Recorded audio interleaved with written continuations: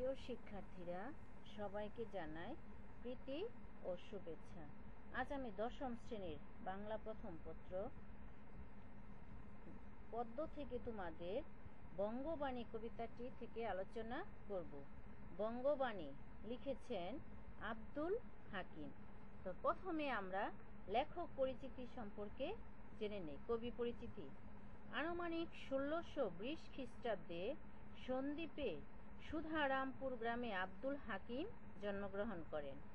মধ্যযুগের অন্যতম প্রধান কবি আব্দুল হাকিমের স্বদেশে ও স্বভাষার প্রতি ছিল অটুট ও অপরিসীম প্রেম।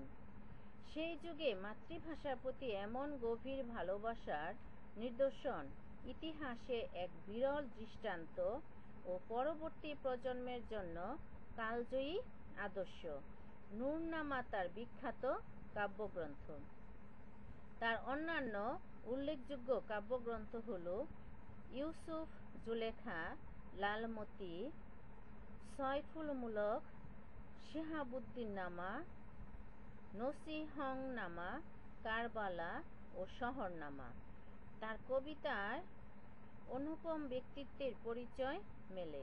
তিনি 1690 সালে মৃত্যুবরণ করেন। তাহলে আমরা বঙ্গবাণী কবিতাটি দেখি।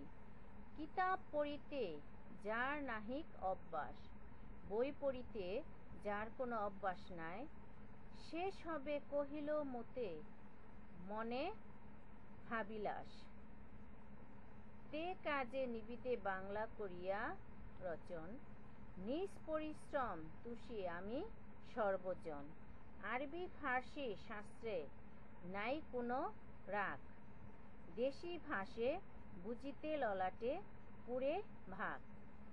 অন্য ভাষায় আমরা নিজেরা কোনো ধরনের রাগ প্রকাশ করতে পারি না, যেটা নাকি আমাদের নিজ দেশের ভাষায় আমরা প্রকাশ করতে পারি। আরবি ফার্সি হিন্দি নাই দুই মত, যদি বা লিখিয়ে আল্লাহ নবীর সিফত। যেই দেশে যেই বাক্য কহে নরগণ, সেই বাক্য বুঝে প্রভু আপ নিরঞ্জন। যে দেশের মানুষের যে ভাষা, আমরা যদি সেই ভাষায় কথা বলি তাহলে সবাই সেটা বুঝতে পারে। সেই বাক্য বুঝে প্রভু, সর্ববাক্য বুঝে প্রভু, কিবা হিন্দু আনি, বঙ্গদেশী বাক্যে কিবা যত ইতি বাণী। মারফত ভেদে যার নাহিক গমন, হিন্দুর অক্ষরে হিংসে সে সবে গণ। যে সবে বঙ্গেতে জন্মে হিংস্রে বঙ্গবাণী, সে সবে কাহার জন্ম নির্ণয় ন জানে। দেশি ভাষা বিদ্যা যার মন ন জুড়ায়, নিজ দেশ তেরাগি কেন বিদেশ ন যায়। কবির কথায় বোঝা যাচ্ছে, আমরা যদি নিজ দেশের ভাষা আমাদের মন না জুড়ায় তাহলে আমাদের দেশে থেকে কোনো লাভ নেই। আমরা কেন অন্য দেশে চলে যাই না। মাতা পিতামহ ক্রমে বঙ্গেতে বসতি, দেশি ভাষা উপদেশ মনে হিত অতি। তাহলে এই কবিতার মাধ্যমে কবি আমাদের বুঝাতে চেয়েছেন তার গভীর উপলব্ধি ও বিশ্বাসের কথা নির্দ্বিধায় ব্যক্ত করেছেন। আরবি ফার্সি ভাষার প্রতি কবির মোটেই বিদ্বেষ নেই। এসব ভাষায় আল্লাহ ও মহানবী স্তুতি বর্ণিত হয়েছে। তার মানে আরবি ফার্সি ভাষায় আমরা আল্লাহর গুণগান গেয়ে থাকি।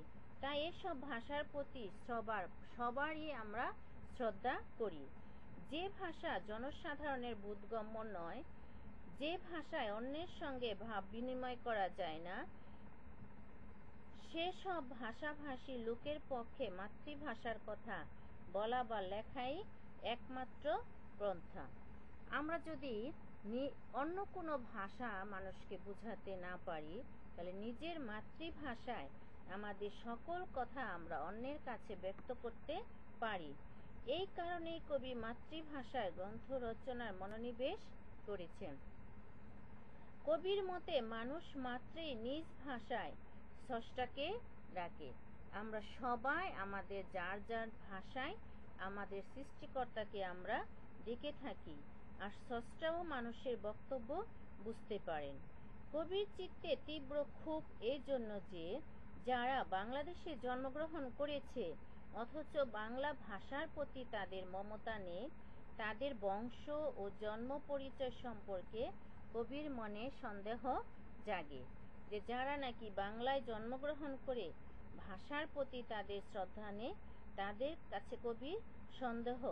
কবি সখেদে বলেছে, এসব লোক যাদের মনে স্বদেশের ও স্বভাষার প্রতি কিছুমাত্র অনুরাগ নেই, তারা কেন এ দেশ ছেড়ে অন্য দেশে চলে যায় না?